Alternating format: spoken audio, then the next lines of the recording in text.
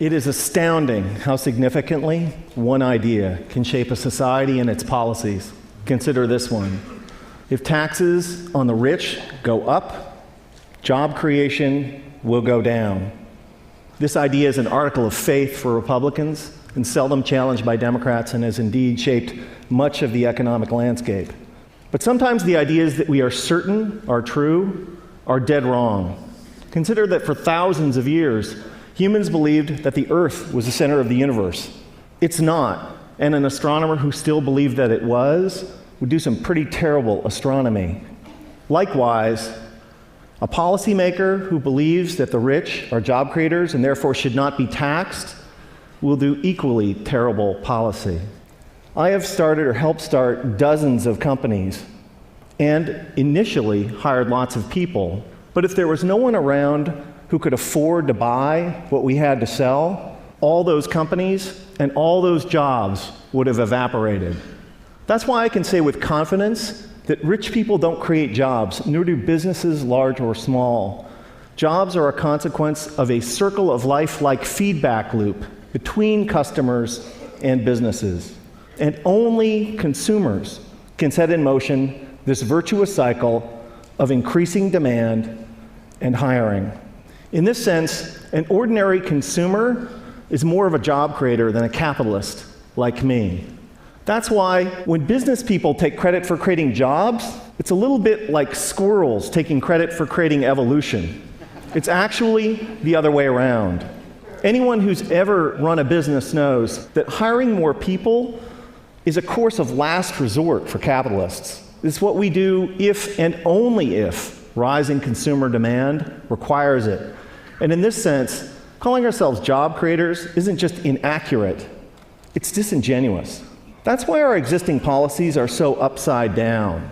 When the biggest tax exemptions and the lowest tax rates benefit the richest, all in the name of job creation, all that happens is that the rich get richer. Since 1980, the share of income for the top 1% of Americans has more than tripled, while our effective tax rates have gone down by 50%. If it was true that lower taxes for the rich and more wealth for the wealthy led to job creation, today we would be drowning in jobs. And thank you. And yet, unemployment and underemployment is at record highs.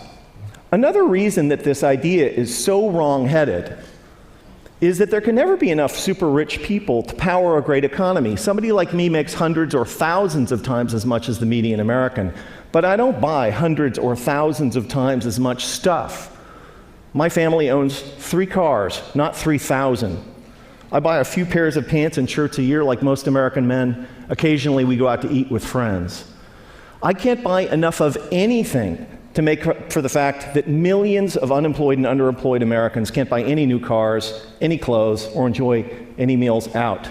Nor can I make up for the falling consumption of the vast majority of middle-class families that are barely squeaking by, buried by spiraling costs and trapped by stagnant or declining wages. Here's an incredible fact, that if the typical American family still retained the same share of income that they did in 1970, they'd earn like $45,000 more a year. Imagine what our economy would be like if that were the case. Significant privileges have come to people like me, capitalists, for being perceived as job creators at the center of the economic universe, and the language and metaphors we use to defend the current economic and social arrangements is telling. It's a small jump from job creator to the creator. This language obviously wasn't, this language was not chosen by accident. And it's only honest to admit that when somebody like me calls themselves a job creator, we're not just describing how the economy works, but more particularly, we're making a claim on status and privileges that we deserve. Speaking of special privileges, the extraordinary differential between the 15% tax rate that capitalists pay on carried interest, dividends, and capital gains, and the 35% top marginal rate on work that ordinary Americans pay, is kind of hard to justify without a touch of deification. We've had it backwards for the last 30 years. Rich people like me don't create jobs. Jobs are a consequence of an ecosystemic feedback loop between customers and businesses. And when the middle class thrives, businesses grow and hire, and owners profit. That's why taxing the rich to pay for investments that benefit all is such a fantastic deal for the middle class and the rich. So, ladies and gentlemen, here's an idea worth spreading.